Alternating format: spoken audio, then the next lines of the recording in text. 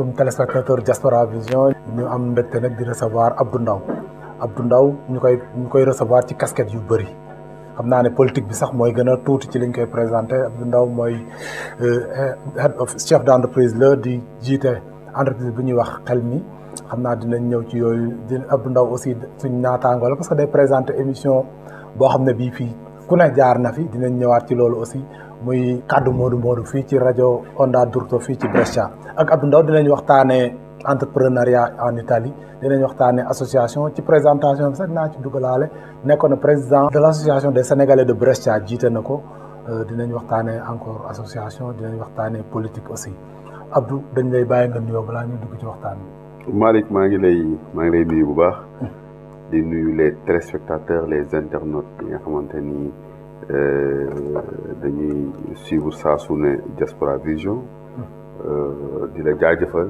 di jaajëfal Auguste ak toute l' équipe bi nga xamante ni yéen a ànd di nekk ci liggéey bu am solo bi ngeen nekk voilà. waaw Abdou bi may commencé dama ne Abdou Ndao chef d' entreprise foofu laay tàmbalee sama wax foofu laa choisir tey tàmbalee yow sama waxtaan Abdou ñu gis ne yaa ngi diriger entreprise fii ci Italie est ce que yomb na un étranger benn sénégalais gisoon nañ ne sax ñaar wala ñett at fee ci ginnaaw bokkoon nga ci chef d' entreprise yi ñu ràññee woon ba jox leen ndomba tànk fii ci Italie est ce que yomb na un étranger un sénégalais un africain di gérer fii entreprise en Italie. waaw Malick ça c' est une bonne question yombul du tout parce que Italie dafa nekk dëkk boo xamante ni dafa bëri ay lois et règlements n'est-ce pas dafa bëri ay lois et règlements yoo xamante ni moom mooy def de sorte que pour nga nekk fi entrepreneur yaa nga investir fii dafay compliqué mais à côté de ça je crois que am na solo pour que nous autres Africains nous autres Sénégalais ñu xalaat à un moment donné de notre vie jéem a dugg aussi dans l'entrepreneuriat parce que nit yi aussi mënuñu ñëw ci dëkk bi rek bëgg yem ci naam baax na dara gënu ko dem jaayi wala dem uti liggéey ci détail dafa am ñoo xamante ni te xam naa ci ñu bari ñoo xamante ni avant man ils ont créé des entreprises di ko doxal nekk fi ay exemple ci dëkk bi am ci ay tur di ci liggéeyloo ay sénégalais n'est-ce pas ba yàlla daf man aussi ma yeewu am xalaat boobu ñëw daf ko ànd ko ay nit yu bari yoo xamante ni Xelmi head office xëy na man la yàlla teg ci bopp bi mais depuis son début commencé par l'événementiel commencé par beaucoup de choses dama ci ànd ak ay nit yoo xamante ni aujourd'hui c'est tout le temps je n'arrête jamais de les rendre hommage ñoo xamante ni man ak ñoom ñoo àndandoon liggéey bi man ma amoon vision bi nag di ànd ak ñoom di leen wax ah kaa la ñu defee nii kaa la ñu defee nii mais àdduna moo mel noonu àdduna mooy moo mel noonu c'est comme un train boo xamante ni ñii dañuy yéeg dafay def ay gare ñii di yéeg à chaque gare ñii di wàcc à chaque gare donc ñooñu suma xel mosul jógee ci ñoom parce que ku ci nekk même bu dee benn mot wala benn une heure de temps ñaqal nga ko Xelmi office wala apporter nga ko ci Xelmi office je ne cesse jamais de les rendre hommage xam nañ seen bopp ñu baax yow mi sa bopp ci nga bokk ak ñeneen ak ñeneen ak ñeneen mu nekkoon déjà une famille boo xamante ni aujourd'hui tout ce qui se développe dans ce pays là macha allah foofu la jógee foofu la soxeekoo nag xam nga mu nekk loo xamante ni nit ñi dañ koy rafetlu parce que on était un groupe tey boo xoolee que ku ci nekk ñi nekkoon ci groupe boobu fa nga nekk di fa yëngatu yaa nga fay doxal lu am solo loolu moo am solo sax mu nekkoon genre école ku nekk da nga fa ñëw jëlee fa li nga jëlee dem fa nga nekk di fa bay sa waar di fa bay sa waar am na ci ñoo xamante ni wax dëgg yàlla maa ngi ci continuer di ci déggante ak ñoom mu nekk de loin je reste de loin à di xool mbir yi et di ci am mbégte bu baax a baax a baax a baax a baax mais nekk chef d'entreprise en Italie yombul parce que d'abord je peux dire que ci 3 phases nga koy construire benn phase bi mooy boo décider ñëw ne damay créer affaire bi avant même les institutions italiennes yi nga xamante ñoom ñoo leen mun permettre nga créer société bi d'abord la cible parce que ñun ñii ñëpp sénégalais yi booy créer entreprise cible bi généralement à 90% 100% c'est pour les Africains n'est-ce pas mais booy doog a créer entreprise mel ni nit ñi xamuñu la gis la ngay takk ay verre mi yor ordinateur léeg-léeg nga wax ay mots boole ci français dañuy njëkk am na beneen naxaatekat bu ñëw xam nga daf leen ndànk donc loolu di tourner autour de toi ñu lay diaboliser boo amul fit da ngay mujj a leem affaire yi teg ko daw bàyyi dem dellu ci li nga xamante ni moom la ñëpp di def deuxième élément bi mooy une fois que nga créé entreprise bi les plus proches te disent non dafa bëri affaire rek mais du dem waa ji dafa bëri kii ni mu dafa bëgg bureau j'ai entendu une fois sama benn grand dégg naa muy raconté mu ne kenn ki non booy bi dafa bëgg bureau xam nga donc ñooñu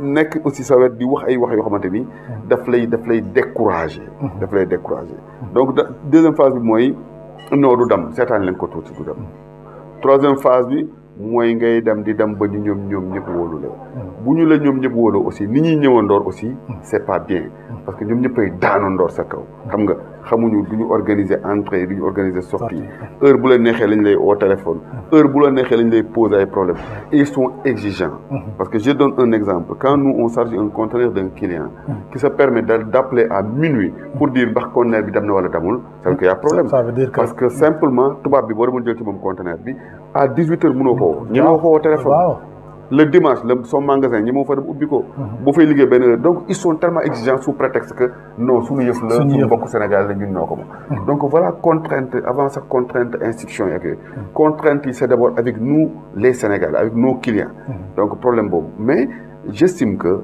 lu war a mën a nekk la parce que ñi koy def yeneen xeet yi koy def ëppale wuñu ñu dara xamuñu dara yàlla def nag ñu ci sunu njàng mu gàtt ñu boole ci njàngu management xam nga option management la ñu def donc mu ñuy dimbale ci vraiment organisation du travail n'est-ce pas stratégie de développement yi n'est-ce pas gestion bi en général donc loolu mooy def li nga xamante ni moo def Xelmir Office ñu créé ko effectivement léegi mu mat daanaka fukki at yàlla dimbale ñu ci nag ñu am ci ay wax dëgg yàlla ay résultats yu am solo yoo xamante ni du man rek mais c'est toute l'équipe ñi nekk Pontedera ñi nekk Paris wala ñi nekk Guédi tout ce temps sax ñi nekk Dakar tout ñoo ñëpp ñoo àndandoor pour construire li nga xamante ni tey mooy Xelmir Office mais ñoom ñoo àndandoor yóbbu ko tey aussi ci niveau bi ñu toll ba ñu nekk exemple ci secteur bi ñu nekk di ci yëngatu waaw Abdou exemple ci secteur bi ñu nekk di ci yëngatu sànq brossé nga ko mais ñu gis ne aussi sénégalais yi fii ils n'entreprennent pas pour yow lan mooy frein bi parce que fii gars yi duñ entreprendre quoi on se suffit du minimum ku nekk da nga naan man daal sama 1200 euros yi doy na ma lan moo tax ñu ragal quoi. alors xam nga immigration man def naa ci ay études yoo xamante ni dama jàpp ne immigration boo koy définir wala boo koy analyser da nga koy analyser ci ay contextes yu bokkul admettons tey boo demee ci dëkk bu mel ni Venise ñi fa ëpp waa Kaolack lañu waaw parce que simplement sûrement ki njëkk a ñëw que dëkk foofu nekk Kaolack ki njëkk a jugee Kaolack ñëw dëkk foofu Venise moo tax képp ku jugee Kaolack ñu ne demal kër diw sànkam mu ngi mel ni tey peut-être jolof yu bari bu ñu ñëw dañu dem leen ci Malick xam nga dem leen Malick di leen recevoir ñuy ñëw di ba finalement da ngay gis donc dañuy émigrer par ethnie par région par kii yooyu mooy nekk mais dafay aussi sa arrivé ci dëkk bi aussi dafay définir aussi sa nekkin ci dëkk bi. dëgg la damay faral di wax ne fi nga Dakaaroo presque la nga xam waaw kay la nga fa fekk rek ngay def. boo ñëwee Dakaaroo ci dëkk ci kër goo xamante ni da nga fekk gars yi di jaayi saak. boo yeewoo da ngay dem jaayi saak parce que loolu mooy réalité bi. boo fekkee dëkk boo xamante ni da nga ñëw Dakaaroo foo xamante ni gars yi dañuy xëy dem liggéey ci ditaay dañ lay dem àbbali kayit jox la nga xëy dem di liggéey n'est-ce pas man nag wax dëgg yàlla bi mu ñëwee ci dëkk bi effectivement fi ma wàcc suma xarit d'enfance suma benn un ami d'enfance laa wàcc mu kër Ousseynou Fall Weuz fa laa wàcc et j'ai trouvé que effectivement ñëpp bu ñëwee war a ñu dem àbbi kayit dem liggéey mais bon dafa am aussi nit ku nekk ak parcours am man ñi ma xam nañ bu baax bi ma nekkee xale ba léegi ni ma yàlla bindee yàlla mooy bind nit ñi ci yemalewul yàlla ce qui fait la beauté de la vie mooy la diversité différence yi ñoom ñooy def beauté yi yàlla daf lay jox lii jox kii lii jox kale lii man j'ai été toujours un homme entrepreneur c'est vrai parce que xëy na aw ma grand frère je me suis fait seul kenn dimbalewuma lu bari mais loolu bokk na ci li ma gën a takkaloo sama ndigg may utal sama bopp di defal sama bopp di jéemal sama bopp donc quand je suis arrivé ici ma def benn lecture globale de la situation je me suis dit ben man yaakaar naa ne war naa mën a jaar fii dem fa te yàlla def na nag moment yu ñi ma nekkoon aussi wax naa la ne yéen kat am ngeen kayit yéen kat am ngeen contrat de travail indéterminé yéen kat j'estime que amoo leen problème ak seen banque yi tey ngeen a abbu xaalis yow nga abbu lii kii abbu lii ngeen dajale ko jox ma ko ma créé lii même boo leen ci mënul ñëw liggéey parce que yéen ngeen liggéey seen soxna yi ñëw liggéey kii ils avaient dit à l'époque oui mais ils n'avaient pas posé l'acte pour def loolu comme xaalis ci réew mi dafa xaw a sensible moi aussi je voulais pas insister ñu continuer ànd man ak ñoom bi yàlla indee ay xéewalam ma créé sama yëf malgré bi ma créé yëpp sama yëf après oo naa leen ci ñoom ñu ñëw liggéey ci ku nekk dox nga ci bay nga ci sa waar sa waar xam nga donc loolu mooy li nga xamante ni loolu la yàlla def donc gars yi il faut que ñu xam benn instant il faut que ñu arrêter parce que dafa métti quand on crée une société il faut se dire au moins sur 1 an 2 ans 3 ans munoo am revenu bu la téye surtout munoo am revenu bu la téye parce que tu n'es pas sûr que ni pendant ces 3 ans dina dox bon man yàlla daf ma dimbale li may wax rek dimbale suñu borom la parce que je suis arrivé ici le 16 novembre 2004 le 19 novembre ma am di liggéey ak Maria Uberti yàlla na ko yàlla yërëm ak Charles Ndiaye dans le cadre d'une émission qu'ils appelaient Black Emotion donc foofu laa liggéey le peu bi ma fa dajale ànd ak Pape Sané ñu boole ma ak moom ne ma écoutez Abdou toi tu peux développer toute la partie artistique la partie management mais Pape Sané mi dégg italien mun na développer la partie commerciale ñu def équipe man ak Pape quand on s'est rencontré pour la première fois man ak Pape Sané il m'a dit Abdou daal man yaakaar naa ne dama la war a yóbbu suma grand frère Tafa Sané yàlla na ko yàlla yërëm Milan parce que j'estime que li nga yore nii sa biir bopp war ngeen mën a defandoo ci ñaari affaire ñu dem seeti Tafa Sané à Milan bi ñu yendoog Tafa ne ma oui yow tu m'intéresses je veux bien te faire travailler waaye malheureusement amoo këyit donc laisse-moi le temps de voir comment faire au retour bi ñuy jibi si jógee Brescia di ñëw ci train bi mu am kenn ku oo Pape Sané ne ko dafay jaay cabine téléphonique ñu wàcc ci gare bi ma ne Pape Sané dem xool cabine téléphonique tout est parti de cette cabine téléphonique là parce que bi ñu ñëwee waa ji jaay ñu ko ñu créé ko def ko service ethnique le lendemain matin bi ma fa toogee dama ni cabine bi moo war a nekk le point boo xamante ni africain yi problème bu ñu am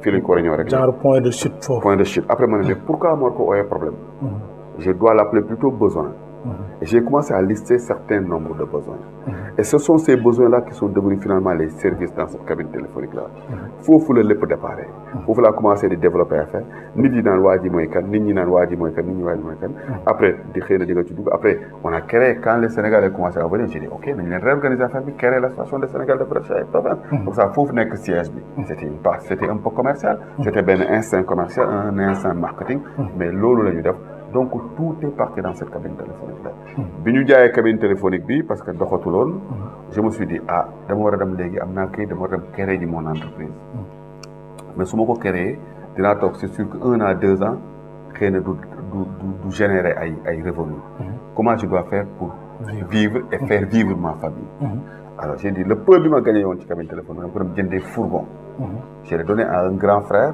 Atou Diagne tey mu ngi Italie mi ngi mi ngi Allemagne ne ko Atou ak fourgon bi nañ ciy daw dépense ak lu fay sama ay école doom foofu la affaire bi tamit comme ça man le reste j'aurai le temps pour dem développer ji ko donc foofu la affaire yi tamit ne nit ñi gëm yàlla rek ne yombul metti na mais bu ñu ci sëggee am lenn ku leen teel tuuti dara ci seen wàllu njaboot seen wàllu nekkin fii ci Italie war nañu war parce que fii bëri na ay nit yu am ay capacité surtout courage bi am na ñu am capacité am idée yi mais courage bi nga am peut-être ñu bëri amuñu ko Abdou dañ lay gërëm ci leeral yooyu nga leeral ci affaire entrepreneuriat dañuy dugg ci ba léegi ci sa parcours ci association sànq brossé nga ko ñu gis ni diriger nga aussi association bi nga xam ne bokk na ci association yi gën a rëy fii ci Italie muy l'association des Sénégalais de Brescia et province lan lañ mën a jàpp ci sa expérience foofu.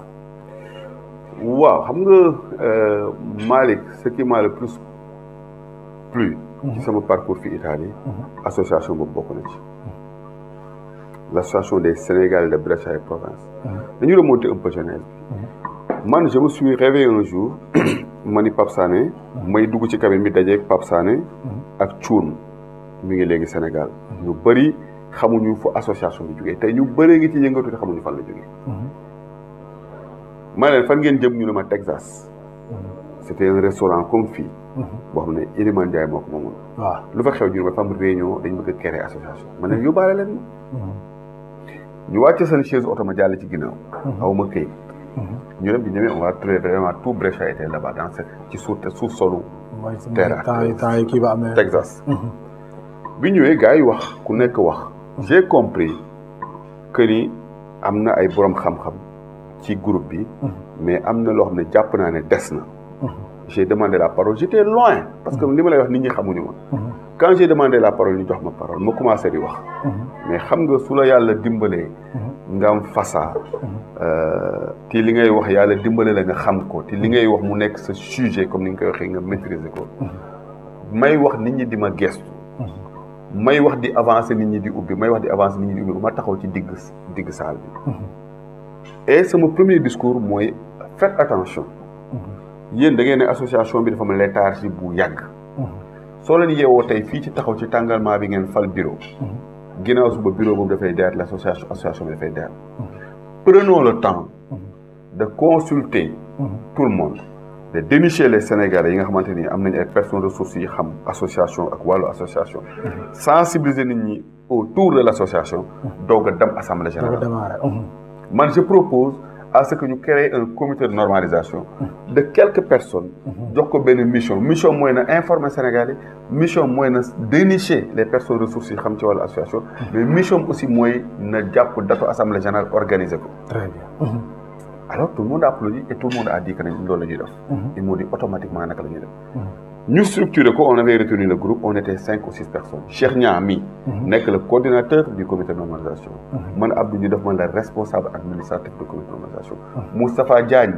était dans le comité de normalisation Assou Babou était dans le comité de normalisation Nango Seck qui était l'ancien président bi doon traîner ak benn léthargie ak association boobu nekk ci biir comité de normalisation ñu commencé di liggéey ñuy liggéey di dénicher di liggéey ba finalement problème yi commencé xam ñu ne diw sàngam bi mënul ñu diriger diw sàngam bi daf lii diw sàngam bi tu sais comment ça se passe ici alors ñu war a dem ci assemblée générale bi man Abdou aw ma këyit mënu ma nekk président association qui il faut pour mu nekk président association question boobu posé wu Moustapha qui était plus proche de moi Moustapha Diagne qui était très proche de moi ma waxtaan ci ak moom xam na ko Moustapha il veut bien il a la volonté mais am na lu mu dese je parle il y a 10 ans ou il y a 10 ans 15 ans c'est plus valable aujourd'hui xam nga je crois que du ma ci frustrer kenn dans cette émission là su ma ci naree frustrer kenn aussi maa ngi lay jégalu je cherche juste à rétablir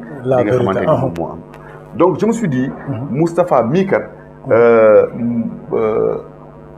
il a beaucoup de volonté man ak moom ñoo démarré ndoor affaire bi mais jàpp naa ne des na loo xamante ni et l'association dama ci tolloon dama ko jëloon comme suma bébé que warul dafa war a réussir et puis foofu mu jógee sax il fallait ñu def il fallait qu'on réussisse là ci entre temps la ñu Assou Babou ne ñu man de xam naa sunu benn frère boo xamante ni mi ngi dëkk Rovato di bàyyi ba Cheikh Ibrahima Ba dama ko bëggoon indi Baye est venu intégrer ci dernier moment yi avant ñuy dem assemblée générale est venu intégrer le comité de normalisation bi ñu liggéey ak moom je me suis dit Baye xëy na amul benn expérience ci wàllu association te dafa la ko doon wax sax mais au moins am na benn cohérence intellectuelle assise intellectuelle bi am na cohérence intellectuelle je me suis dit kii bu ko nit ñi gungee tuuti mun na yóbbu affaire bi et je me suis battu franchement parler à ce que mu nekk président ñu dem assemblée générale constitutive on était 65 personnes dans la salle le procès verbal constitutif maa ngi koy yore ba léegi li may wax ku nekk mën na ko vérifier on était 65 personnes dans la salle il fallait élire un comité directeur d'abord après bu ñu jàllee yenn rapports yi yenn discours ak yooyu il fallait d'abord entrer dans la phase pratique ñu dem ci création de comité directeur et pour être membre du comité directeur il fallait ñu élire la nga am majorité ci salle boobu man Abdou Ndaw kese bakkooma ko maa ci amoon 65 voix ñi am na ñu am 62 ñi 63 ñi 60 ñi 59 ñi 15 extra mais man yàlla def na biñ ne Abdou Ndaw dañ ma plébiscité 64 ak sama voix mu nekk 65 donc ñu dem biir comité directeur pour élire maintenant le bureau bi ñu ne président dañu wax carrément Abdou ñëpp depuis quand comité de nomination Abdou yow amoo këyit mënoo nekk membre de bureau. C'était évident, c'était clair. Mais mun nga des dans le comité directeur. ñu dem comité directeur ñu ne kan moo bëgg nekk président. man mënu ma nekk président aw ma këyit comme on dit. Alors j'avais préparé je lui dis bu ñu ne nekkal président yëkkati sa loxo et j'ai fait un travail pour lui. J'ai parlé avec les autres ñi nga xamante ne ñoom ñoo demandé le comité de nomination. Alors bi ñu ne ku bëgg nekk président Baye a levé sa main. Moustapha Diagne a levé sa main. Et on a voté pour Baye. Baye nekk président. ñu ne léegi kan mooy nekk vice président ñu ne kan mooy nekk vice président dañu ko war a élire. ñoom ñëpp à l'unanimité ñoom ñëpp.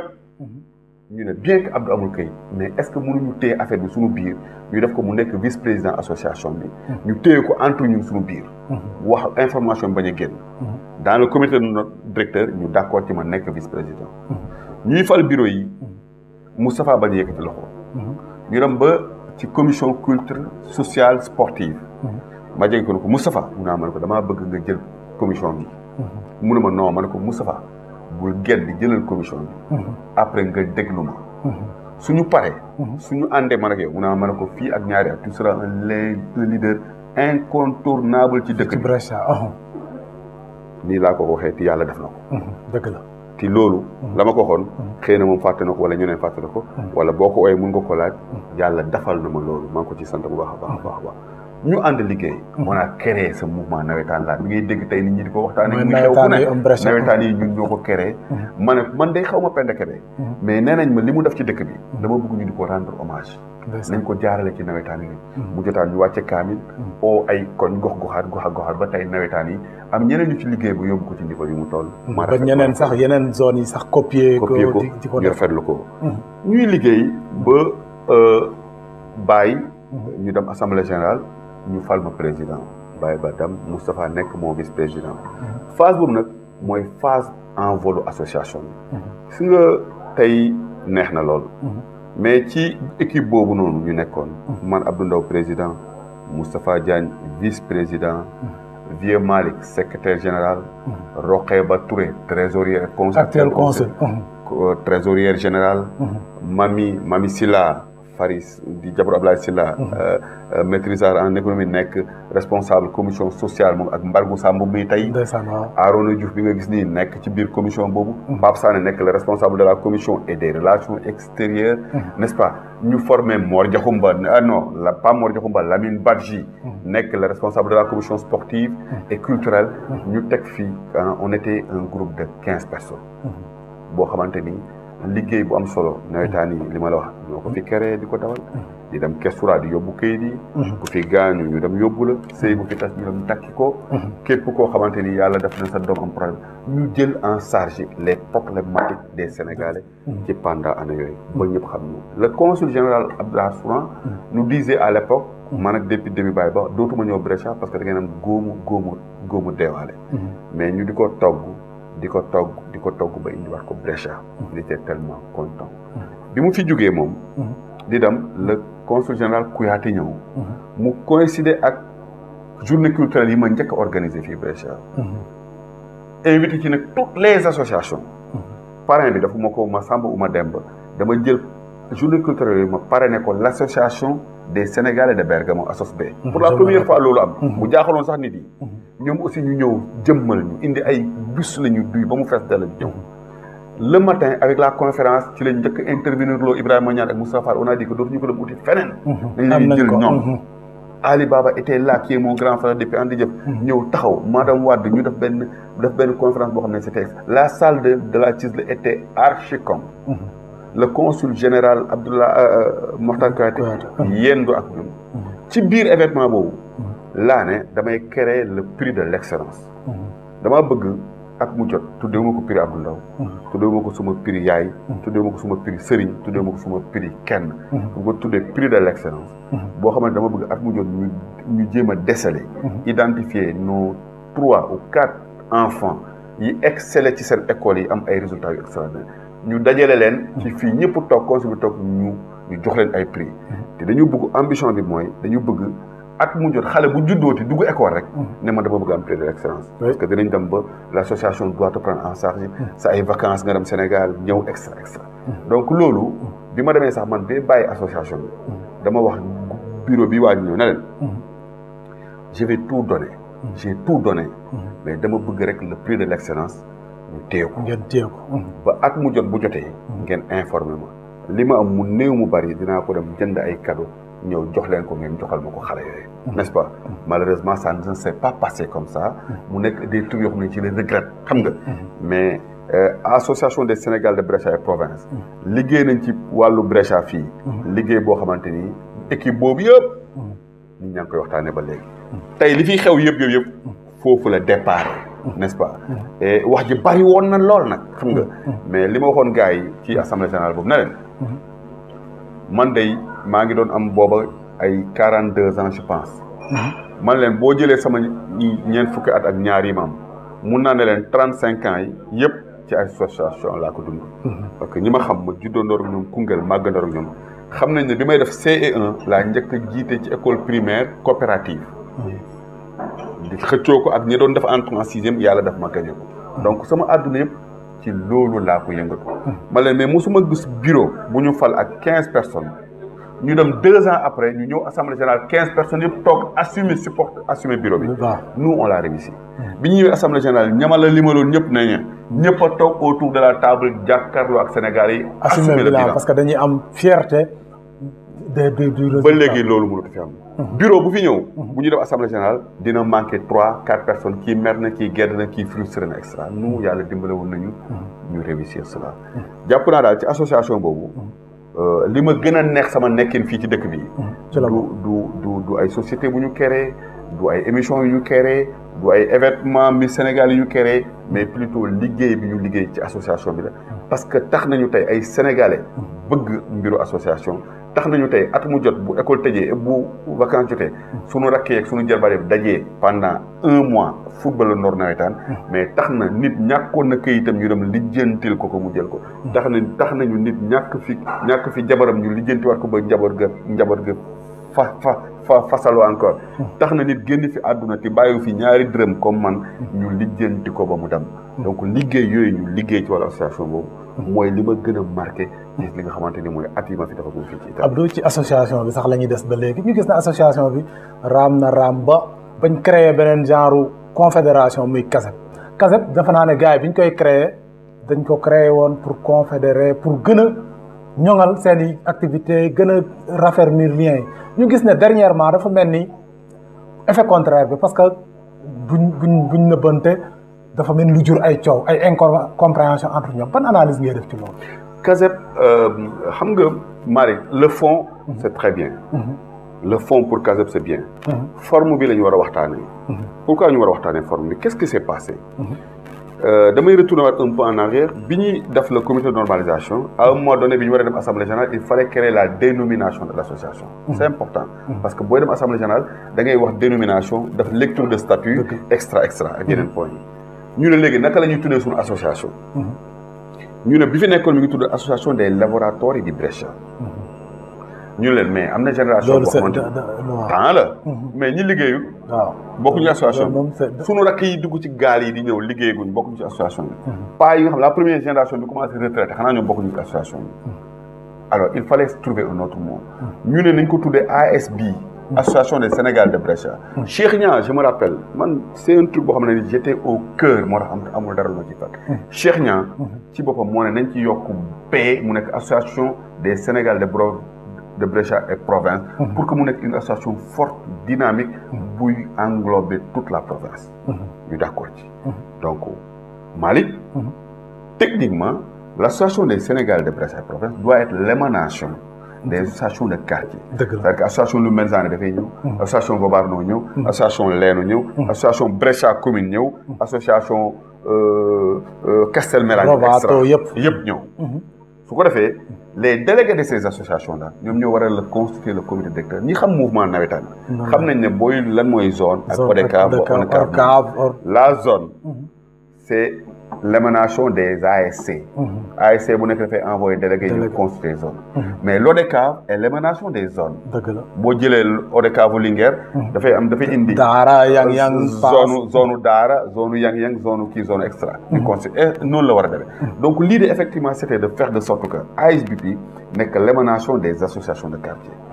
ñu commencé liggéey nag. ñu ne c'est un processus bu gudd. du gaaw.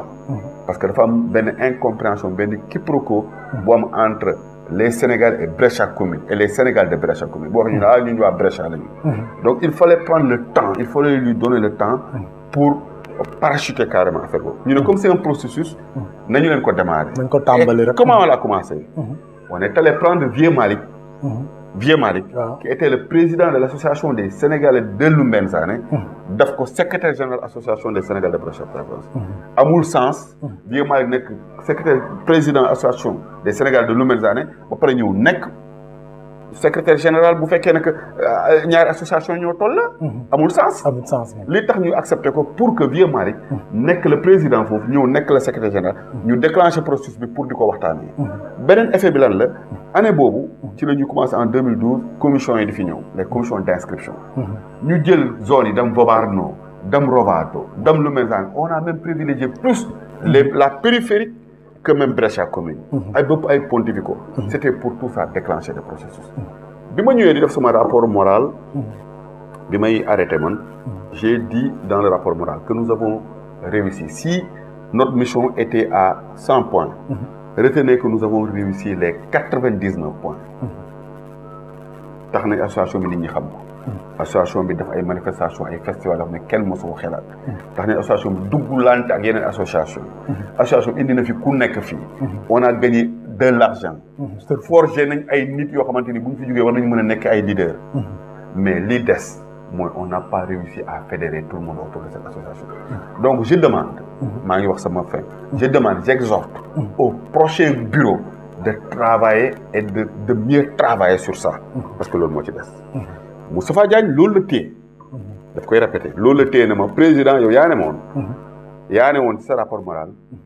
fenn rek la ñu matalul mooy foofu bi ma ñëwee dama cee liggéey ci la créé Casep. ma ne ko c'est bien. mais c'est dans la forme.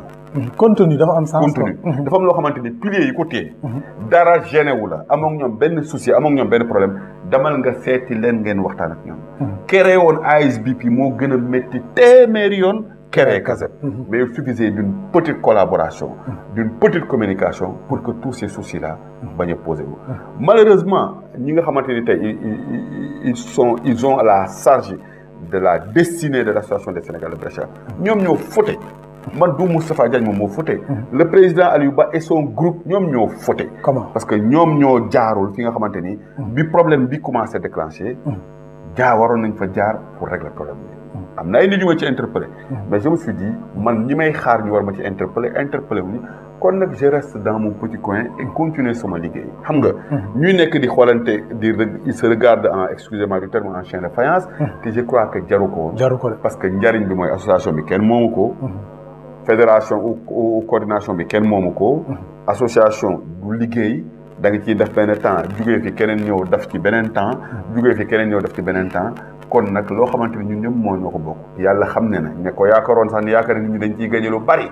tey ñu nekk ci bureau yi te xam nañ ni nit ñi gagné wuñu ci dara. donc jarul xuloo jarul xeex il fallait juste se mettre autour d'une table. parce que nag ñii. waa ASBP ñoom ils sont aussi légitimes. assemblée générale moom moo leen fal. jox leen mission.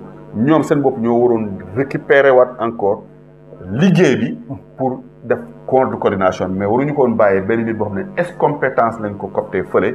ñoom ñoo ko war a def. parce que ñoom ñoo mission bi Moustapha. je l'ai donné la mission pas que je l'ai donné la mission je l'ai laissé la mission de continuer à travailler à fédérer tout le monde. moom aussi suy dem. daf ci war a tollu fenn. suy dem daf ko war a jël jox ko ñeneen bu ñu leen ko joxul ñoom dañ ko war a dem jëli. pour que aussi ñoom dox ci ba fi ñu ci war a mën a yem. je crois que aujourd'hui am na fracture boo xamante ni. Abdou pour mu leer est-ce que jàppoo na yow kon Moustapha dafa dem ba bu doon médicament ñu ne egg na ci date de péremption dafa waroon na joxe lenge yi keneen continuer mission bi. non du ma wax loolu parce que ku nekk yaa xam ce engagement. ku nekk yaa xam li nga bëgg. ku nekk tu es responsable de ce que tu veux de ta vie. n'est-ce pas. li may wax rek mooy association. groupe temps la. kenn waru cee mën a yàgg yenn yàgg yi. loo xamante ni fayuñu la ci. sa xam-xam ak ca doole nga ciy def. fayuñu la ci. bëgg ko rek. warul tax nga ci sëgg chaque jour pendant que sax xëy na am na leneen loo xam ne mu ngi nekk à côté di ñu xaar. moom loolu la gis. il est libre mais man jàppoon naa ni ñoom association bii. moom bi muy dem. dafa këf ci discours moral. ne man kat. benn président Abdou Ndaw yaa ne woon. réussir nañ lépp te dëgg la. waaye on n'a pas réussi le dernier point mooy fédérer tout le monde. ma jël ko di ci liggéey. moment yi muy nekk président association ASBP di ci liggéey. déggul kenn ku ci wax. kenn àdduwu ci. parce que il était dans son rôle. mais soo demee ba nekkatoo président association. mais da ngay bàyyi ñi nga xamante ni ñoom ñoo yor association bi ñoom ñu jël affaire bi continuer la marche vers la création de cette coordination. buñ la ci ooyee rek jox la ci ay mission nga xam ne dañ la ci oo jox la ay mission mais aussi ay délégués yoo xamante ni ay association moo leen délégué. munoo yow mi nga xamante ni dañ la copte munoo ëpp ay avantages ay légitimité ay prérogatives que yow mi nga xamante ni logique rek la ñuy wax. xam nga moi je n'ai rien contre personne. Voilà logique rek la ñuy wax donc c'est malheureux comme je dis encore je répète encore une fois de plus c'est Aliou Ba et son équipe ñoom ñoo ci am problème. ñoom ñoo ci échoué. parce que ñoom ñoo waroon dem jëli mbir mi nga xamante ni bi Moustapha arrêté récupérer tout. continuer liggéey bu ñu yaakaar ne Moustapha mën na leen ci dimbale ñu oo ko ne ko Moustapha à partir d'aujourd'hui on t'a donné une lettre de mission. su doon Moustapha man bu ñu ma wax ne ma Abdou dañ bëgg nga doxal ñoo xam ne dem naa la jox leen ma lettre de mission. ñu bind ko moi je sous-signé président de l'association Aliou Ba certifié avoir donné mission Abdou Ndaw mu dox ci lii. tamponné ko fu ma dem bu ñu ma leen mission. association mais buñ ko defulee bàyyi Moustapha ñu copte ko mu liggéey ci ba àgg fii tey moom benn fracture boo xamante ni jaru ko woon parce que quoi qu'on dise Brescia exemple loolu ci wàllu associationnisme. donc waruñu woon commettre erreur bu mel nii. waaw Abdou fi ñu tëjee ci wàllu association sax mooy dinaa la laaj ndax pour yow association yi ni ngi leen gisee ñuy doxee nii est-ce que ñu ngi jouer seen rôle dëgg-dëgg ci communauté bi. avec le recul xam nga boo déggee tey su ma yenn xarit yi nga xamante ni tey dañuy yor ASBP boo xee ñu la ñun def nañ fi lu fi kenn mosul def. ñu ne loo leen def ñun ñu ngi dem Kesura. Kesura nit ñaa ngi fa doon dem depuis des années. ñun organiser nañ journée culturelle nit ñaa ngi ko doon organiser depuis des années. ñun kat xale yi kii ne c'est que ce que vous êtes en train de faire les gens l'ont fait pendant longtemps. il faut que nit ñi dépasser loolu. il faut que nit ñi dem vraiment dans la recherche de moyens. ñun li ñu mënuloon. wala li ñu xamuloon. il y a 5 ans 6 ans. ñoom war nañ ko mën war nañ ko xam parce que les choses ont beaucoup évolué les choses. dëgg la il faut aller dans la recherche de moyens. moyens bu ñu ko amee il faut que ñu investir ko dans un lu entreprise bi tuuti ñu investir ko même buy liggéeyloo benn nit wala ñaari nit ñu leen ciy fay. dafa am solo voilà là où on doit aller. c'est-à-dire que la recherche de moyens waratul jugee ci ay cotisations. la recherche de moyens waratul jugee rek ci dem ñu organiser nawetaan ñu ne entrée 1 euro. il y a d'autres politiques. ñun en 2012 avec le festival Brescia Ndaje. Lamine Badji que Mamadou Lamine Badji que je salue au passage. qui était le responsable de la commission il a monté le projet du festival. les gens en ont travaillé. ñu dem fondation Caripolo mu jox ñu xaalis. mu dimbali ñu jox ñu 10 000 euros. gis nga man avec SNCA Adduna. ils sont venus me dire Abdou dañu bëgg nga defal ñu tel liggéey. j'ai dit ok mun naa leen ko defal mais pour ma defal leen ko da ngeen may sponsoriser sama journée culturelle. combien je me rappelle plus 2 000 3 000 euros j'avais demandé. ils l'ont viré directement dans le compte que gérait Rokheba. tous les chèques et tous les virements c'est Rokheba qui les faisait. je me rappelle combien de nuits je me suis réuni avec Rokheba et Mamadou Lamine Badji qui n'arrivaient pas à parler le même langage parce que Rokheba disait à Mamadou Lamine Badji qui était le porteur du projet festival que li ngay dépense xaalis dafa bari mënuma la ko jox et Lamine Badji lui dit xaalis bi man maa ko dem uti fondation Carré Polo dugal ko ci affaire bi kon da nga ko war a génne combien de fois on en a dit voilà foofu la ñu war a dem et j'avais dit à l'époque ce festival là ñaari mbir lay jur xëy na mun na bañ a am yenn niveau yi ren mais dina jur benn adduna bi yëpp xam nañ mooy association des Sénégal de Brescia Provence ñaari affaire bi mooy tax ñu mun a am xaalis bu bari surtout mais nag processus la nañ ko commencé sunu doom yi bu ñu ñëwee ñoo àggali ko mais léegi on a tout arrêté on s'est limité juste à organiser dem Kestura ku feebar ñu dem seeti la ku sa sëy tas ñu dem seeti la c'est bien ku dee ñu dem taxawu la yóbbu la c'est très bien et voilà organiser nawetaan yi donc je crois que léegi affaire bi foofu la yam te pour man gëm naa ne ñi ma gis nii am nañ capacité yóbbu ko foofu et je les incite à ce que ñu yóbbu ko ci yóbbu foofu.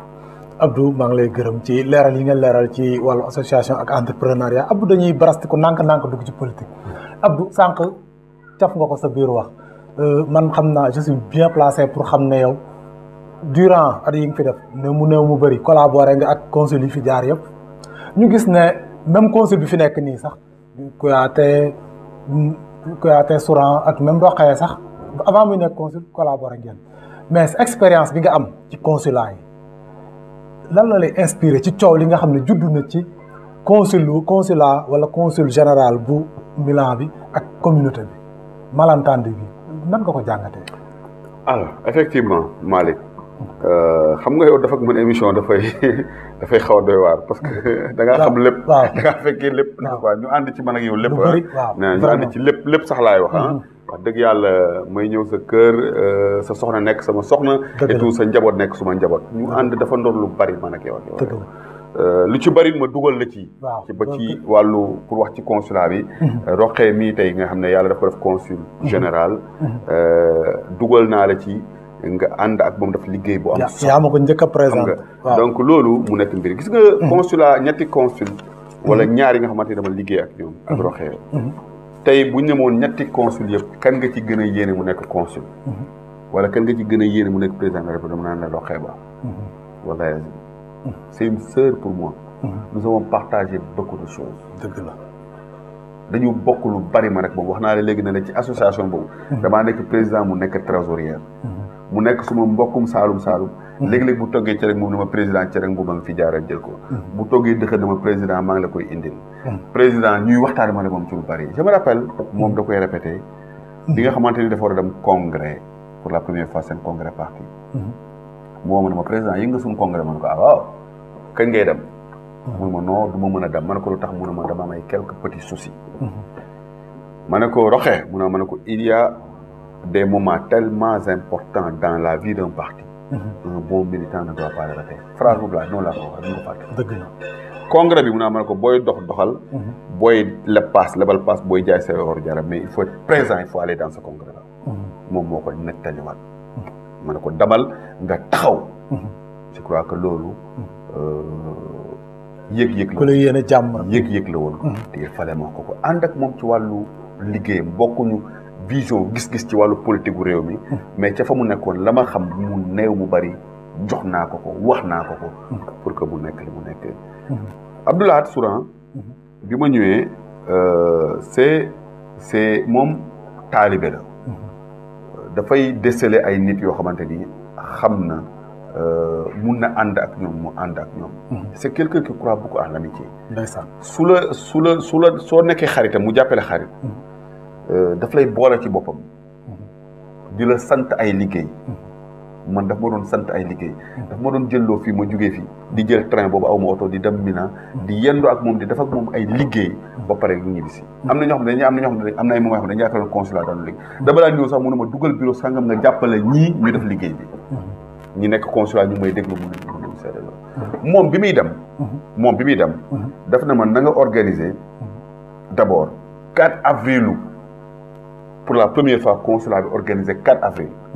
ñu organiser ko booba ndeysaan vice consul ñaa mu ngi fi yàlla na ko yàlla yërëm ñoom Victor ñu ngi doon doog a ñëw ñu organiser ko mu nekk une grande réussite dans un hôtel de la place à Milan biñ ci jógee loolu mu war a dem ñu organiser ko son pot de vin bi muy dem ndekete moom bàyyi na ci ay notam ñi muy recommandé son successeur boole na ma ci ndeysaan damaa toog rek un jour on m'appelle ne ma man la Moukhtar Kouyaté consul général de la République du Sénégal à Mina ma ne ko excellence Moukhtar mu ne ma dama la bëgg rencontrer kañ nga fa mën a ñëw madame mu ne ma Abdou Lahad Souran moo ma boole ak yow ne ma ci wàllu communication ci wàllu li mun nañu ci dimbali ñuy waxtaan ma nag moom mu ne ma Marseille lay jógee donc Marseille de suma nijaay fa la dëkk muy mu taw mu ne ma këram nañuy xadra jumaa yi jël téléphone am woo ko mu ne ko suma jarbaat la loolu que ñu boole ma ak moom ñu liggéey un grand professionnel quelqu'un qui maîtrise la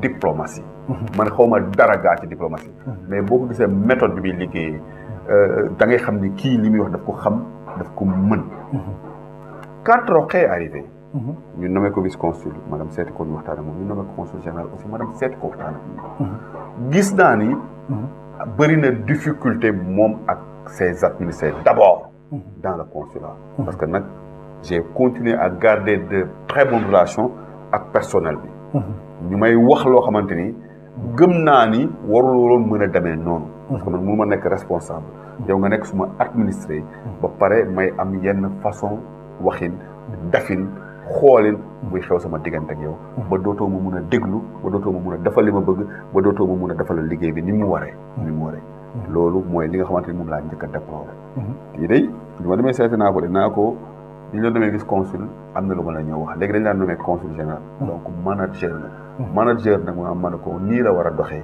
nii la war a taxawee nii la war a defee parce que man loolu la yàlla daf ma jàng ko lépp lu ma ci xam aussi dinaa la ko wax malheureusement daal y a problème xam nga tey gis nañ ne ko opposants yi ñu ngi fay dem di gëtën di dafa ay manifestations di fi indi ay problème il demande la distribution des cartes d'identité la dernière réunion que j'ai participé j'ai compris que même carte d'identité yi ñëwaguloon mais xam nga nit ñi li ñu naan qui veut la paix prépare peut-être la guerre mais wala xëy na dañ ko wóolu boo xamante ni bien que avant carte d'identité yi di ñëw nañu teg affaire yi ba nga xamante ni bu ñëwee affaire yi dina jaar yoon mais li ma ci xam daal mooy vraiment magistère Rokhaya problème bari na gisuma ku ma romb wala j'en demande je pose des questions ku ne ma moom kat lii ak lii ci lu baax wala ci rafet ti waroon na bañ a demee noonu parce que elle avait toute la capacité elle a toutes les capacités pour réussir ce qu'elle veut réussir danaa ko yow tey consul lañ nommé mais war nga mën a romb lii war nga mën a am ambition romb lii parce que nit ñi am nañ ci yow yaakaar boobu nit ñi yéene nañ la ko mais aussi am nga capacité yi donc c'est malheureux je ne sais pas qu'est-ce qu'il faut dire yéenewuma ko woon mu demee nii xëy na yàlla na yàlla def affaire yi changé à ce que mu am de très bons rapports avec les gens mais munoo yaakaar nit ñi di ñëpp la meree nit ñi dañ la bañ wala nit ñi dañ la añaane li nga doon munul nekk kenn añaane wala li nga doon kenn bañu la consul benn nit lay nekk munul nekk 2 nit munul nekk 3 nit yow la ko yàlla def nga dëkk Brescia ànd ak nit ñi defal nañ leen ku nekkul consul nekk leneen ku nekk li nga nekk mais nekk leneen waaw yaa ngi mais ku nekk am nga looy dundee waaw gars yi nekkuñ consul mais ñu ngi dund mais ku nekk am nga looy dundee voilà vraiment le mal que je lui souhaite daal mooy yàlla dimbale ko ba mu dellu si fekkee moom moo gën a gërëm ba mu dellu ba mu ay bëtam ubbeeku mu xam ne dafa gëlëmul demander pardon à ñi mu yaakaar ne waruloon comporté wu ak ñoom noonu ànd ak ñoom continuer liggéey pour son bonheur parce que bu ko koy nit ñi dimbale moom tey le bonheur moom moo ko gagné moom moo ko gagné waaw Abdou ba léegi dañuy barastiku di dugg ndànk-ndànk ci politique procès Khalifa Sall wala décret bi nga xam ne président jël na ko pour révoquer Khalifa Sall de la mairie de Dakar loo ci ban commentaire nga ciy def yow waaw bon man xam nga commentaire ci commentaire populaire bi rek laa mun a bokk parce que am na ñu naan effectivement depuis qu'il a été jugé et inculpé ci la ñu waroon def décret bi effectivement parce que xam nañ ne que vraiment pas mënatul mais dafa def faute grave waratul parce que loolu la ñu wax le juge bi loolu la tranché que lii ak lii moo ko def moo tax ñu tëral ko foofu nekk kooku nag dafa am ay yenn mbir yoo xam ne bu ñu ci jugé Sénégal waratoo am yenn poste de responsabilité yi mais ci wàllu politique jàpp naa ni Khalifa Sall su fekkee ni que ni dafa am ay ambition politique ci réew mi te àndutul ak ci bloc bi mu àndaloonal mu xam ne xeex dina am ala kulli haal defante dina am dafa am yenn mbir yoo xamante daf ko waroon a moytu daf ko war a préparer nit da ngay booy politique da ngay góorgóorlu fexe ba duñu duut baaraam dara loo xamante ni yow yaa ko def ci loo xamante ni dafa ñaaw loolu moom lu ko dal loolu moo ko yóbbee n'est-ce pas bon maintenant le président Macky Sall chacun peut dire waru ko woon def moment yii pourquoi dafa ko woon avant pourquoi loolu moom la fi yàlla teg moom la yàlla def président de la république xam nga moom tey moo nekk au-dessus de l'état mun na déclencher tey les corps de contrôle à tout moment bien qu'on te dit moom yoonam nekku ci mais moom mun na déclencher les corps de contrôle mun na yeewu suba tey rek mun na may waa IGE dam leen place sangam ngeen dem xool lu fa xew ñooñu defal ko rapport boobu su ñëwee c'est libre à lui d'apprécier de dire nañ ko exécuter nañ ko dëpp nañ ko kii mais maintenant l'histoire aussi ëllëg dafay ubbeekuwaat du tëju xam nga mais li ma Khalifa Sall daal bi mu xamee ne dafa war a dem politique am na ay ambition te àndatul ak ñii mu àndaloonal dafa waroon a góorgóorlu préparé wu wala mu xalaat ne am na ay ambition wu diriger Sénégal dafa war a am yoo xam ne da nga koy moytu yoo xamante ni ko génn États-Unis wala France bii rek da ngay nekk en pole position dem ba nga xamante ne élection yi des na une semaine ñëpp naan Malick Sakho la nit ñi war a woote gars yi génn la benn détail bu ndaw nga perdre ay élection donc boo bëggee nekk un président de la République suba da ngay moytu yenn mbir yi yenn wax yu rëy yi yenn dafin yi yenn façon yi yenn taxawaalu yi da nga koy moytu pour que bu ëllëgee bu nit ñi ne diw sàngam ñu naa ay la yoon amul dara gàkkul ci moom n'est-ce pas loolu mooy li nga xamante ni c'est malheureux pour lui parce que c'est un produit du parti socialiste juddoo foofu màggee foofu ñu formé wala foofu dafa lay wala foofu pour man am na yenn affaire yoo xamante ni yenn erreur yoo xamante ni mënoon na ko éviter Abdou jërëjëf ci leeral yi Abdou dañuy des ci politique ba léegi ñu gis ne sur la scène politique dafa am ay nouveaux éléments ba pare ay jeunes éléments yu entré en jeu dama ciy lim benn rek muy Sonko Ousmane Sonko ñu gis ne dafa nekk genre phénomène boo xam ne bii ñii ñu ngi naan presse bee ko créé ñi ku nekk ngi commentaire yow nan ngay analyser le phénomène Sonko. alors xam nga je sais que waa Khalifa si dinañ ñu mere. mais dañuy wax rek li ñu gëm. waaw moo ñu fi teg sax. waa Sonko yi aussi dinañ ñu mere. mais dañuy wax rek li ñu gëm. parce que Ousmane Sonko. c'est un jeune Sénégalais. comme 9 millions de jeunes Sénégalais. yu dem jàngi école am ay diplôme comme yow. comme man comme Auguste comme ñëpp. ku ci nekk fa nga ci yem ci njàng. nga taxaw di fa yëngu. moom yàlla daf mu jàng ba nekk inspecteur. des impôts et domaines. Malick Sakho sa kër yow. am na lu fay xew. loo xamante ni bëggoo Auguste bi ngay àndal chaque jour xam ko. dëgg la. bëggoo man Abdou Ndaw ma xam ko. dëgg la. bu ko Awa Coulibaly génne woon ci mbedd mi bu subaa nga fasal. ñu am waa lu leer wax nga dëgg foofu. Awa Coulibaly am na lu muy dund ak yow Malick Sakho loo xam ne moom bëggul ay mbokkam xam ko. yow boo génnoon dem di ko wax. bu subaa mu jël ay bagages am dem. qu'est-ce que je veux dire que lépp loo gis dafa may règle. administration Sénégal c'est pas Macky Sall qui l'a créé. il faut lire les mémoires de Abdou Diouf. pour xam Senghor naka la le président Senghor naka la tegee suñu administration bi. administration bi dafa am loo xam ne munoo ci nekk di ci liggéey. di ci génne yenn secret yoon nangu ko. soo ko defee dañu lay dàq. c'est ce qui est arrivé. yow kay boo demee ba dal koo def. mais génnal démissionnel. jëlal les devants. le juge dem. il est presque 1 an moins moo féetee ndaw. Sonko. le juge dem. c'est un juge. c'est un magistrat. waaw. nekkoon au conseil supérieur de la magistrature. privilège yu bari sax. au conseil supérieur de la magistrature boo doon tey def organigramme réew mi. boo tegee président de la république tekki du ko sori. avantage yu bari mu am ko. nekk un magistrat. nekk xale bu ndaw di jàng mbokkam yeeg seen waa kër gi muy am yëpp mobiliser li ñu am pour que mu nekk juge pour que mu àgg niveau boobu. mais bi mu demee ba nar a dénoncer. nar a dem politique yi. mais dafa démissionné. dafa génn ci administration bi dem politique yi. voilà ce qu'il faut faire. Ousmane Sonko. loolu la waroon def. dafa waroon démissionné dem politique yi. su boobaa nit ñi ne kii il a pris son courage par les deux mains mais doo def loolu. ñu dàq la nga bëgg a boole Sénégalais yi ak kii ça ne marche pas. loolu mooy benn. ñaareel bi. ci wàllu politique. nañu def ndànk. Malick réew mi dafa toll gis nga ces élections de 2019 la. dafay nekk tournant bu am solo ci nekkinu Sénégal. dëgg la. parce que ci la yàlla indi sunu pétrole. indi ci gaz indi ci leneen ak leneen. ci la yàlla ubbi Sénégal.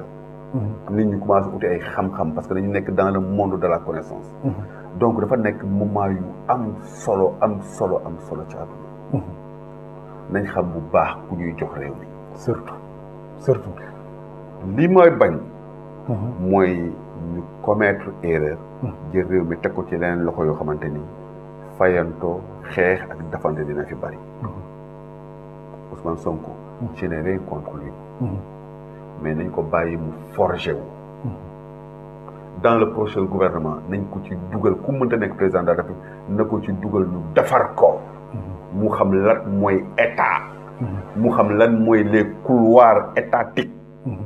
xam lan mooy la diplomatie ka lan mooy intérêt réew yi. xam sunu lëkkaloo ak yeneen réew yi.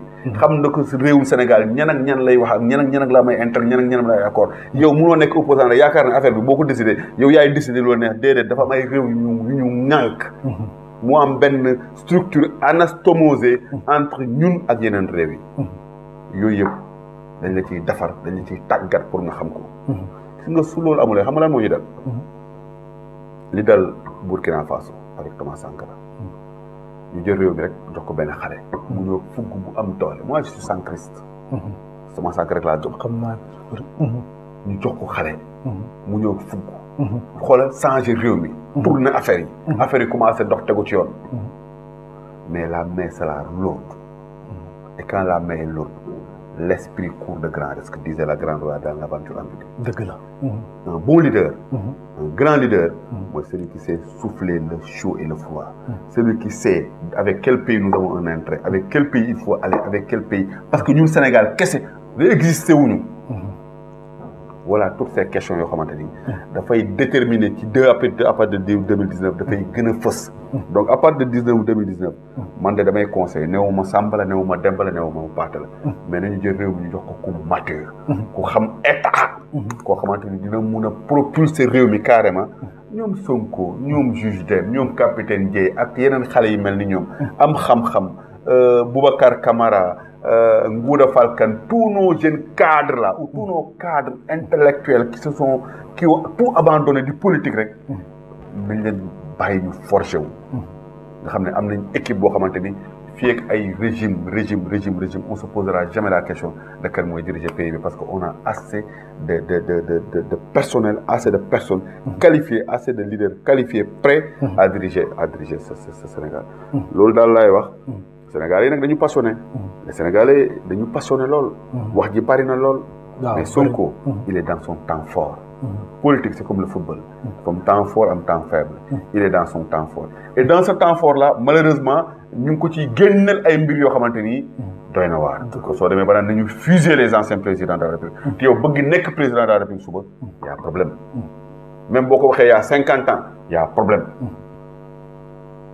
soo demee bay wax ay mbir yoo xamante ni génne ay chiffres suba ay administrateurs ay fonctionnaires yoo xamante ni faruñu ci Macky Sall faruñu ay fonctionnaires sénégalais lañu jàng comme yow ñu leen di fay ay salaire ñu génn démentir la y a problème il ne faut pas qu'on joue avec la mentalité des Sénégalais bu ñu fooyee ak ñun dañ leen def na nga xam ne 2019 bu fekkee élection dina am élection yu am solo lay doon yoo xamante ni ci les Sénégalais jaaree pour man tegu ci yoonu baax ba faw te loolu laay ñaan yàlla sinon ça sera vraiment un problème.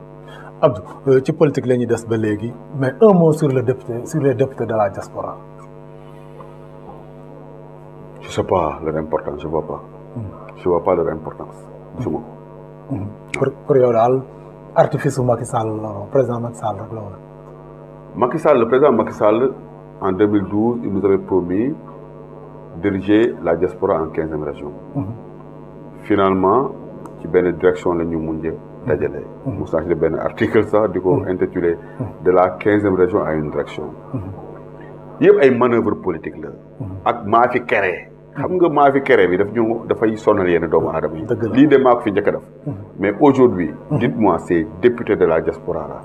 lu mooy yàq seen liggéey ñi fi nekkoon doon am liggéey sax di ci liggéey di ci téye di ci def carrière sax tey mënatuñu stable seen professionnellement ndax liggéey bi nga xamante ne moom la ñuy liggéey ci assemblée nationale suñu député nekk Sénégal sax njariñ nga bëriwul waxuma ak député de la diaspora qu'est-ce qu'ils peuvent faire dites-moi bu ñu lay nit nga takk sa écharpe dem bu ñu demee nit ñi recevoir la toggal la ceebu yàpp nga lekk alors que il y a des problèmes Prenons le cas de Cheikh Tidiane Diaw. Moi, j'en ai fait des émissions. J'ai dit, Cheikh Tidiane Diaw, son avocat a demandé 10 000 euros pour faire appel. Les Sénégalais peinent à rassembler 10 000 euros pour dire coco, mais les députés de la diaspora, je leur ai dit, écoutez, il y a un billet d'avion et un honoraire. Il y a renoncer à un correct, ben voyage, on leur donne des billets de première classe. Ils voyagent en première classe. Tu vois. Si nous avons fauve, comme nous avons un hôtel, nous avons un perdium pour un habitat. Renoncer à l'eau. Si vous renoncez, vous avez 10 000 euros pour Cheikh Tidiane Diaw. Dina gaaw ma 10 000. Su ko matee au moins ñu def appel ñu xam ne au moins ci ñàkk bi nga xamante ni yéen Sénégal yi ñàkk nañ ko pour ngeen nekk député sax régler ngeen ci problème benn problème. En plus problème boobu dañ ko war a régler ne serait-ce que pour rétablir la vérité. Et puis famille Cheikh Tidiane Diaw ak Cheikh Tidiane Diaw xam ne wéetuñ ci mbir mi mais wéet nañ ci trop. Wéet nañ ci lool. Voilà ce qu'il faut faire. Voilà des actions yi nga xamante ni ñoom moom lañ war a def. Mais malheureusement. yaakaar nañ ne ñoom nekk député c'est un tour virtuel génn ci Facebook bi la bind photo daf ci et puis voilà c'est bon foofu la ñu toll noonu lañ ko comprendre ben voilà on prend acte. waaw on prend acte Abdou ci politique la ñuy des ba léegi Abdou gisoon nañ ne jamono yële ñu passé da nga doon yëngatu woon nga ci politique en l'occurrence ci parti Rewmi ba ci yàgg nga def benn stand-by jékki-jékki rebondiraat pourquoi le choix de Idrissa Seck. Il sait parce que simplement j'ai bien observé l'homme. Malick. xam nga saabu du fekk boppam. waaw dëgg la. man dama lay wax tout le temps dama wax dafa am seede. Cette vidéo Diaspora Vision est regardée par tous les Sénégalais. ñi ma ciy xàmmee dinañu bari macha allah. waaw macha allah. su ma ci waxee lu ci nekkul xëy na ñoom dinañ ma wax ne am naa lu ma wax lu ci nekkul. man dama juddu ci ni ma waxee ci mouvement associatif ak ci politique. ànd jëf laa juddoo fa laa màggee nëbbu ma ko. je suis né et grandi entre Amadou Lamine Top qui est mon oncle, Mamadou Diop Decroix et Landing Savané. Marie-Angèle Savané. naa la seconde ba terminale maa ngi dëkk Amou di jàngee Blaise Diagne mënuma wàcc dem Amou dama doon wàcc dem Gibraltar kër Landing Savané fa doon añ kon ci loolu laa judd ci loolu laa màgg mais damay observer boobu ba léegi may xool je me suis dit depuis 2004 Idriss Seck mi c'est un homme très intelligent et très cohérent après ma yokk ci très loyal intelligence malheureusement privilège la waaw yàlla may ko ku nekk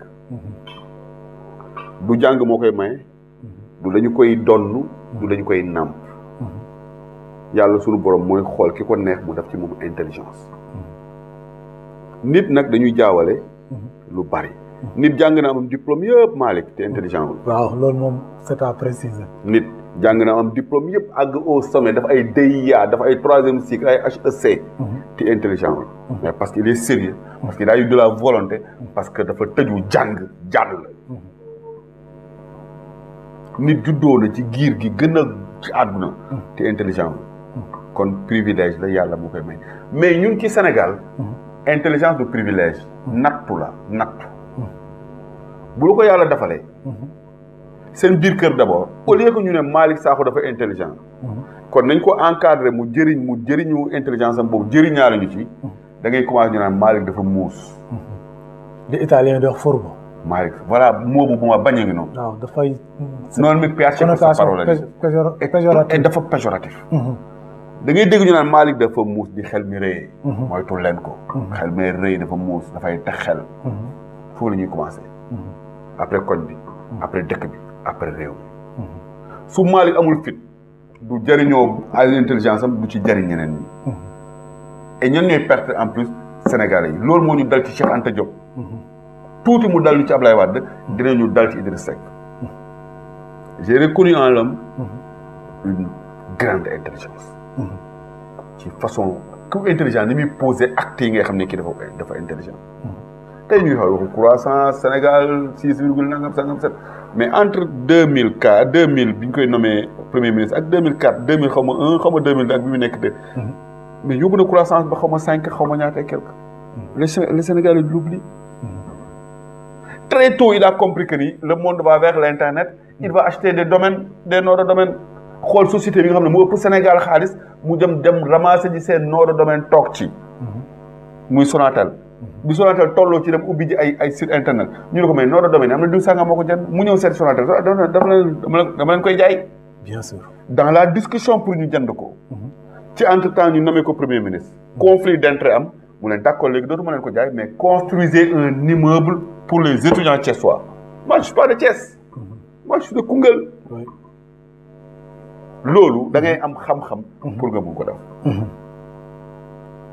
donc loyal parce que li ko dal ci Ablaye Wade yëpp loyauté moo ko yóbbee parce que il a toujours dit man dama jàpp ne le PDS mooy sa famille base sa famille naturelle c'est la base sur laquelle je compte m'appuyer pour prendre le pouvoir loolu Idrissa Seck mos a wax mais man maa léegi su ma gëmee ne man sama àdduna yëpp dama war a laal lampe bi sama àdduna yëpp dama war a laal lampe bi su ma ko gëmee tii xalaatuma leen lu mooy la nga amu ci mbagg Malick Sakho yi rek laa xalaat pour laal lampe bi su ma uggi sa eew fëggul na ma Abdou table mu ngi fi mais chaise waa ngi fi wala nañ dem uti échelle man ma gëm lan ci mbaggu Malick Sakho heure bu Malick Sakho sëggee na ma yéegal damay yéeg waaw loolu dëgg la su ma mbasee ma daanu aussi bu sukaatee damay yéegal aussi ma insisté damay yéeg ba xanaa kay nit ñi ne may arrête am na beneen pexe waaw loolu loyauté la loolu daal laa gis ci nit ki di xam ne dañ koo tooñ parce que sénégalais yi man mi tekkiwul dara gën a néew xam-xam ci àdduna gën a néew mën-mën ci àdduna sax dañ may sosal di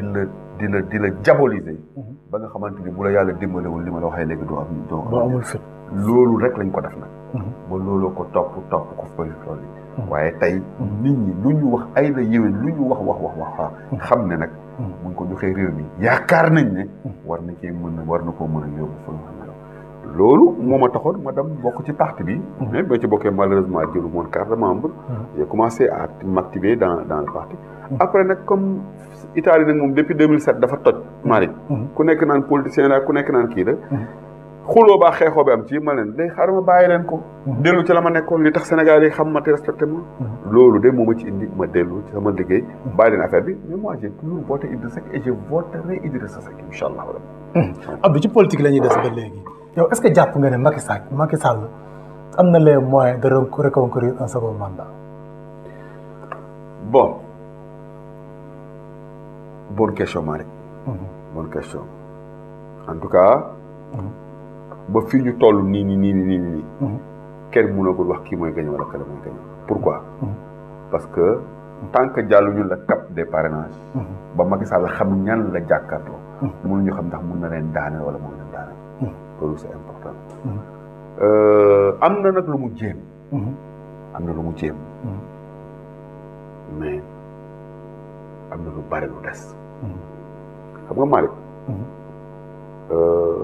Macky Sall man benn côté laay defee analyse bi il peut être l'homme le plus sérieux au monde il peut être l'homme le plus sérieux au monde il peut être l'homme qui a le plus de volonté pour defar Sénégal parce que lii daw ci moom mooy daw ci yow mooy daw ci man sénégalais la su sañoon leer na ma ni su sañoon Sénégal mooy gën développé ci àdduna loolu mooy daw ci moom mooy daw ci man mooy daw ci kum fi mënta doon ku sañoon Sénégal mooy nekk Sénégal mooy gën a développé ci àdduna mais loolu pour man li koy def la Macky Sall amul mooy xam-xam le problème de Macky Sall pour man capacité managériale la acte yi ni mu koy posé ngay xam ne y a quelque chose qui ne tourne pas rond et mun nañ ci épilogue fii ba suba il a fait tellement de choses tellement d'actes posés yoo xamante ni ça n'a aucun sens ni mu leen posé baaxul ni mu ko defee baaxul li mu ci bëgg baaxul y a tellement de problèmes que pour man jàpp naa ne son principal handicap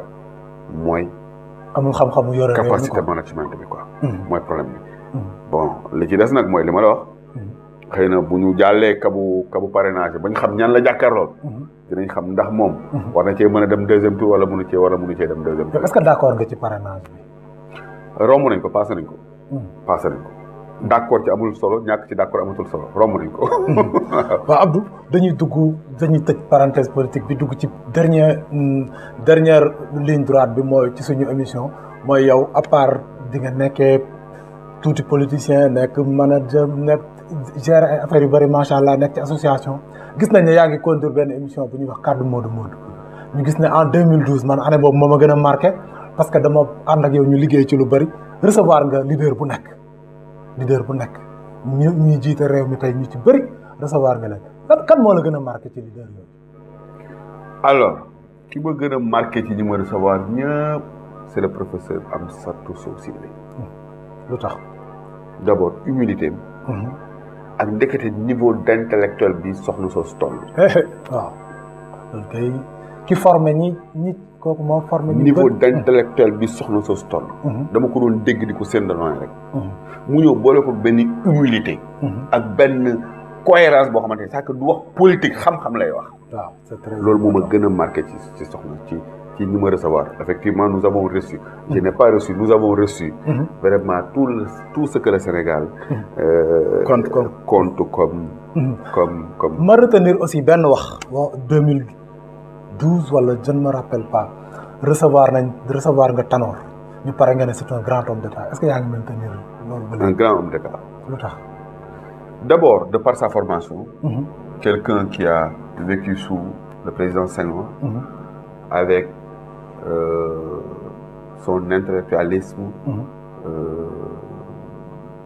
son organisation méthode de travail am. jugee fa mottalikoo ci Abdou Diouf. ci rigueur am. ci administration am. il faut nga nekk un homme d'État. munoo nekk ci pare bi pendant 10 ans. boo nekkee ki gën a ñàkk xam-xam sax war a mun nekk homme d'État. c'est un grand homme d'État. am na loo xamante ne da nga koy creuser ci moom. mais du ci àgg mukk du ko génne mukk. loolu mooy rejoindre rek li nga doon. li ma doon wax léegi ci administration am na loo xam ne waroo ko génne. da ngay gës bu suul. mais xoolal Tanor bi mu génnee. ci état bi ba léegi. fi mu jaar ci plateau yi mu jaar yëpp. kenn mosoo dégg ñu ne Tanor wax na tooxi doona. c'est très important. kenn mosu ko dégg. ñi si des ñëpp di nga dégg ba ci Moustapha Niasse sax bëgg dem gis nañ mu yor téléphone di def ay façon yoo xamante ne mais mos ko gis Tanor def tooxi doona. c'est un homme très droit. il est très droit dans ses bottes. un homme boo xamante ni.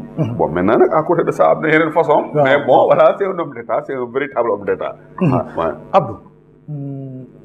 ci diaspora la ñuy des avant dernière question Abdou un ministère wala une direction des Sénégalais de l'extérieur. xam nga du ministère du direction bi moom solo. c'est pas appellation bi moom solo. contenu bi ñu koy jox moom solo. même bu dee un petit cabinet. mais nañ ko jox un véritable contenu. et pour que ñu jox ko ce véritable contenu là. il faut que ñu ñëw consulter Malick Sakho. il faut que ñu ñëw consulter Augustin. il faut que ñu consulter ñu mel ni yéen. déglu leen. ngeen liggéey ak ñoom jox leen ay information lan mooy suñu ay problème fii. naka lañ ko mën a saafara ñoom mënuñu xam. man mënumaa toog fii Italie. sama jabar man feebar fii. sama jabar dem hôpital ñu koy faj mu wér mënul nekk. Cheikh Niang moo jàngal loolu. wax na dëgg mënul nekk. wax na dëgg ñun ñoo xam suñu ay feebar. ñun ñoo mun a toog. ci réew mi fi nekk Italie. bu jëlee rek Italie. xam-xam bu nekk ngi fi nag. waaw compétence yëpp ngi fi. nañu bàyyi nit ñi ñu dajaloo. liggéey. génn ay documents jox leen na leen. yéen a xam noo leen koy ooyee. mais voilà le contenu de cette structure là. di nga xam ne problème bi kay. du direction bi wala ministère bi moom solo. contenu bi ñu ci def moom solo. Abdou doomu Koungheul nga. te da nga yaa ngi koy bàkkoo. très fier de ça yaa ngi fier mais nag mais Abdou est-ce que mën nañ ne Abdou futur maire de Koungheul est-ce que yaa ngi sóor loolu. waaw.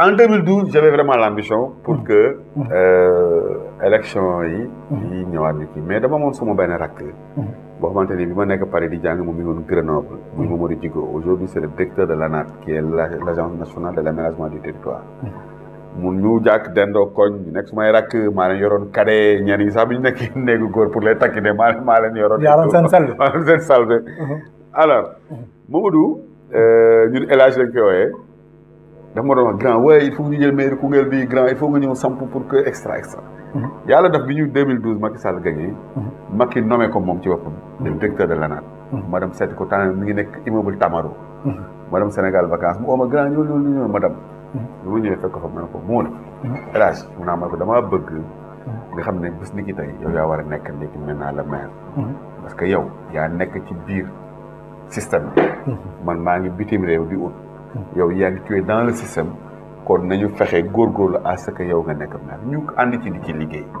malheureusement aussi mu am ay problème xam nga moom ak waa koñ bi moom ak yenn kii ba li ñu bëgg amaguñu ko ñu ngi waxtaanaan nag suñu biir yàgg naa Koungheul ren j'ai fait presque 1 mois 25 jours au Sénégal am na ay mbir yu ma posté xam nga yoo xamante ne ànd nañ dugg biir Koungheul man ak sama ay xarit François Calix Sagna nga xam ne mooy le secrétaire général adjoint du parti Rewmi suma rakk Moussa Ndaw ñu àndandoor du ñëpp daf liggéey bu am solo ci Koungheul ak li ko war noonu ñu ngi waxtaan ci loolu xëy na bu ñu fi nekk nii daal li am solo mooy na ñu jéem a jàll 2019 ba pare lépp lu ci war a tegu ñu dem tegu ko mais que man ma nekk maire ou d'autres nekk maire li am solo mooy que Koungheul yàlla na maire bi ko jik maire bi ko xam bi nga xamante ni mën na ko def mu nekk benn dëkk bu développé voilà. waaw Abdou je crois que li duuf ci nag bi yëpp xajul ci cin bi. Quels sont tes derniers mots? Bon sant yàlla sant leen sant bu baax a baax. di wax tout le temps ne man. ça fait 10 ans may invité nit ñi. bon kenn mosuma invité donc tey buñ ma invité je suis tey aujourd'hui ci posture ku ñu invité. L'arroseur est en train d'être arrosé. vraiment mu nekk affaire bu ma marqué wax nga ma ko depuis ma nekkee Sénégal non soo ñëwee il faut ñu def émission. déjà mu marqué ma parce que comme li ma kenn mosuma invité yow tu as été le premier à m'inviter. et que tout est parti de cadre Modou ni ma koy waxee encore. muy yow muy Seydina muy El Hadj Kabo. yéen ñëpp ñu àndandoo ñun ñëpp liggéey foofu en 2012 liggéey bu am solo. n'est-ce pas di wax rek nekk nii ñoom ñëpp ils sont restés mes amis. ku ci nekk même suñu toogee yàgg déggante wuñu maa ngi lay xalaat di la sentir di la ñaanal ci la nga yëngatu. yàlla defal la ci yokkute ba nga yëg ko yàgg sa njaboot. mais di wax rek na esprit dal ça a été toujours mon discours. na nit ñi dal. Malick. luy wàññeeku te xamoo fu mu toll. da nga ciy def ndànk parce que buy jeex da lay bett. dëgg la. boo tegee sa saako ceeb. boo xëyee na sa jànq damal nga tibb. bu tibbee di nga xam ne boo ñëwee di nga xam fu saako ceeb bi toll. mais ay at. day wàññeeku chaque jour. te xamoo fu mu toll. donc da ngay yeewu rek mu jeex. kon nag nañ ko rafetal. waaw bu ëllëgee. bu jeexee. woy wi des fi. nettali bi rafet. loolu rek laay wax doomu aadama yi. nañu moytu waxante lu ñaaw. nañu moytu defante lu ñaaw. nañu moytu di foog ak di yaakaar wala di joxoñ. di xam ne fii ku fi ne rek suñu borom la. fii lu fi waaye am rek suñu borom moo ko may xam-xam mayu fi nit. doole mayu fi nit. juddu mayu fi nit. suñu borom mooy xool li ko neex. mu may ko nit. donc nañ ñaan yàlla mu defal ñun ñëpp li gën. ba nga xamante ni vraiment yenn mbir yi du fi war a mën a am. ñu rafetal ko bu ñu ñibbee. bu subaa buy Malick Papa Lamine di takk jabar nga oo ma ne ma Abdou. Papa Lamine dañu koy dem ñaanal li jabar. ñu nekki màggat. ànd dem ñaanal ko jabar. mooy maye day jimi muy dem sëyi. ma woo leen nan leen gars yi kat day jimi dafay dem sëyi. guddi gi ngeen ñëw toog. fay neex man ren. j'ai eu des vacances extraordinaires. dama toog suma kër j'ai rassemblé mes amis d'enfance. ñu ñëw sama kër seet sama ñu yenn ndoor fa. loolu jàll j'ai rassemblé encore mais ñi nga xam ne man ak ñoom ñoo bokkoon classe. parce que chaque 6e ba 3e ñoo amandoon ba fem ñu ñëwaat yendu kër ga c'est 2 moments qui m'ont beaucoup marqué su ma sañoon di ko am fii su ma sañoon ñi nga xamante ni man ak Malick Sakho El Hadj Kabo Seydina ñun ñi nga xamante ni ñoo construire ndoor affaire bi su ma sañoon ñuy léeg-léeg ñu yendu ndoor waxtaan ndoor añe ndoor reetaan ndoor parce que daf ñuy yokk rek di ñu wàññi je crois que loolu daal mooy sama souhait di ñaanal ñëpp jàmm di leen remercier yow ak Augustin di leen encourager c'est pas facile. Vous êtes en train d'investir beaucoup d'argent, beaucoup d'énergie et beaucoup de temps, n'est-ce pas? D'autres ne le comprendront jamais. Mais il faut que vous ayez le courage, avec ce projet-là, de tenir. Ça, c'est un conseil que je vous donne. Il faut que vous ayez le courage de tenir. Plus de changements. Ça, c'est votre business à vous. Il faut que vous il faut que vous compreniez, que vous complétez, ubbeeku liggéey ko pour que vraiment ce projet là wax dëgg yàlla nag dem ba faw loolu laa lay ñaan yàlla ko yàlla def dëgg la Abdou ñoo ngi lay sant di la gërëm man tamit ma am mbégte di la dalal parce que man ak yow li ñu liyee dafa bëri moo tax j'ai des problèmes pour sax présenter émission boo xam ne bii parce que dama koy wax ci lu bëri orienté nga ma la ciy gërëm ci bëri teg nga ma ci yoon parce que moi j'ai l'honnêteté intellectuelle ba ku nekk loo ma defal quelque même bu dee virgule la dama koy wax maa ngi lay ciy sant di la gërëm et puis di la gërëm aussi ci leeral yi nga leeral tey ci muy ci domaine yëpp di gërëm téléspectateurs yi nga xam ne ñu ngi doon seetaan émission bi je crois que tey boo leen ko seetaanee di ngeen xam lu bëri ci entrepreneuriat association mais aussi ci politique ñoo ngi leen sant di leen gërëm di leen jox di daje beneen émission ak beneen invité